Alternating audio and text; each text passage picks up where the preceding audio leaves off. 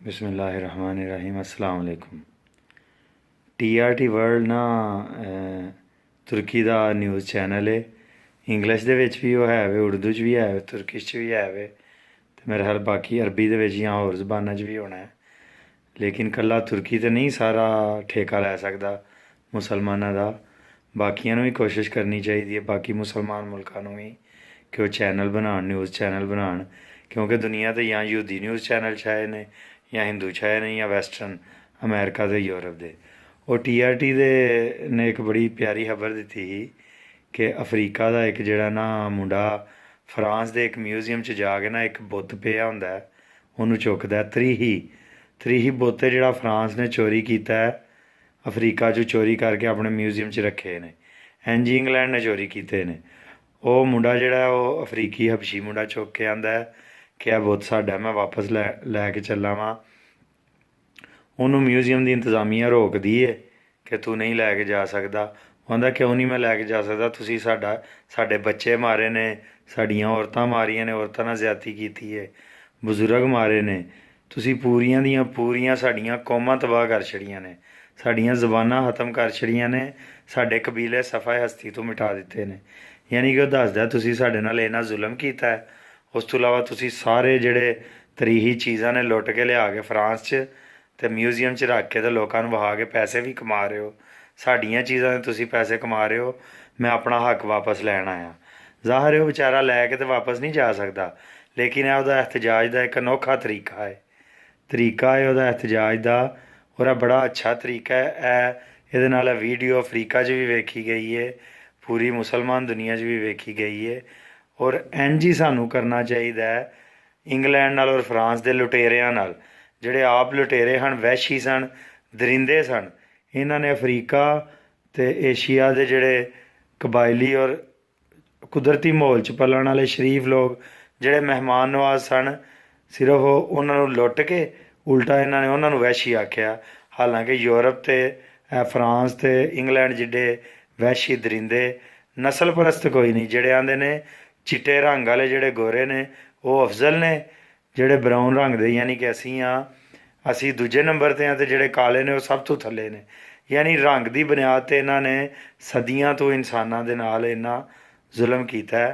ਅਤੇ DW ਇੱਕ ਜਿਹੜਾ ਨਾ ਜਰਮਨੀ ਦਾ ਚੈਨਲ ਹੈ, ਕਿਉਂਕਿ ਜਰਮਨੀ ਵੀ ਇੰਗਲੈਂਡ ਦਾ ਡੱਸੇ ਹੈ, ਪਹਿਲੀ ਜੰਗ ਅਜ਼ੀਮ 'ਚ ਵੀ ਅਤੇ ਦੂਜੀ ਜੰਗ ਅਜ਼ੀਮ 'ਚ ਵੀ ਇੰਗਲੈਂਡ ਨੇ ਜਰਮਨੀ ਨੂੰ ਸ਼ਿਕਸਤ ਦਿੱਤੀ ਸੀ।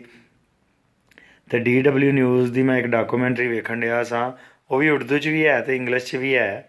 ਉਹ ਕਹਿ ਰਹੇ ਹਨ ਕਿ ਇਹਨਾਂ ਨੇ ਹਿਊਮਨ ਜ਼ੂ ਬਣਾਇਆ ਸੀ, ਯਾਨੀ ਇਨਸਾਨੀ ਚਿੜੀਆ ਘਰ ਬਣਾਇਆ ਸੀ ਅੰਗਰੇਜ਼ਾਂ ਨੇ, ਜਿਹਦੇ 'ਚ ਅਫਰੀਕੀ ਲੋਕ ਰੱਖੇ ਸਨ, ਔਰ ਗੋਰੇ ਉਹਨਾਂ ਨੂੰ ਵਿਜ਼ਿਟ ਕਰਨ ਜਾਂਦੇ ਹਨ, ਜ਼ਿੰਦਾ ਇਨਸਾਨਾਂ ਨੂੰ। ਯਾਨੀ ਇਹਨਾਂ ਨੇ ਇਨਸਾਨਾਂ ਨਾਲ ਜਾਨਵਰਾਂ ਹਾਰ ਦਾ ਸਲੂਕ ਕੀਤਾ ਅਤੇ ਅੱਜ ਇਹ ਇਨਸਾਨੀਅਤ ਦੇ ਲੰਬਰਦਾਰ ਬਣੇ ਨੇ। ਲੇਕਿਨ ਕਿਉਂਕਿ ਸਾਡੇ ਕੋਲ ਨਾ ਮੀਡੀਆ ਹੈ, ਨਾ ਸਾਡੇ ਕੋਲ ਸਾਡੀ ਐਲੀਟ ਕਲਾਸ ਗੁਲਾਮ ਹੈ। ਪਾਕਿਸਤਾਨ ਦੀ ਐਲੀਟ ਕਲਾਸ ਇੰਗਲਿਸ਼ ਦੀ ਗੁਲਾਮ ਹੈ, ਅਫਰੀਕਾ ਦੀ ਜਿਹੜੀ ਐਲੀਟ ਕਲਾਸ ਹੈ ਉਹ ਫਰੈਂਚ ਦੀ ਗੁਲਾਮ ਹੈ। ਇਸ ਵਜ੍ਹਾ ਤੋਂ ਸਾਡੇ ਆਮ ਆਵਾਮ ਨੂੰ ਉਹ ਇਲਮ ਹੀ ਨਹੀਂ ਪਹੁੰਚਦਾ ਜੋ ਸਾਡੇ ਨਾਲ ਜ਼ੁਲਮ ਹੋਇਆ। ਔਰ ਕੋਈ ਬੰਦਾ ਵੀ ਸਾਡੀ ਜ਼ਬਾਨ 'ਚ ਜਿਹੜਾ ਬੰਦਾ ਪੜ੍ਹ ਲਿਖ ਜਾਂਦਾ ਉਹ ਅੰਗਰੇਜ਼ ਦਾ ਗੁਲਾਮ ਬਣ ਜਾਂਦਾ।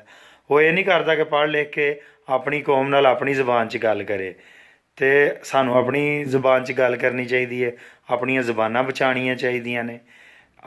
ਇੰਗਲਿਸ਼ ਅਤੇ ਫਰੈਂਚ ਨੂੰ ਬੈਨ ਕਰਕੇ ਮੁਸਲਮਾਨ ਮੁਲਕਾਂ 'ਚ ਸਾਨੂੰ ਰਾਬਤੇ ਦੀ ਜ਼ਬਾਨ ਅਰਬੀ ਬਣਾਉਣੀ ਚਾਹੀਦੀ ਹੈ। ਹੁਣ ਇਹ ਮੈਂ ਵੀਡੀਓ ਸ਼ੇਅਰ ਕੀਤੀ ਸੀ, ਆਪਣੇ ਸਟੇਟਸ 'ਤੇ ਲਾਈ ਸੀ, ਇਹ ਅਫਰੀਕੀ ਵਾਲੀ, ਅਤੇ ਮੇਰੇ 3 ਦੋਸਤਾਂ ਨੇ ਪੁੱਛਿਆ ਕਿ ਯਾਰ ਇਹ ਕਿਸ ਮੁਤਲਕ ਹੈ ਵੀਡੀਓ। ਯਾਨੀ ਕਿ ਉਹ ਮੇਰੇ ਦੋਸਤ ਨੇ, ਲੇਕਿਨ ਉਹਨਾਂ ਨੂੰ ਨਹੀਂ ਪਤਾ ਲੱਗਾ ਕਿਉਂਕਿ ਵੀਡੀਓ ਇੰਗਲਿਸ਼ 'ਚ ਸੀ।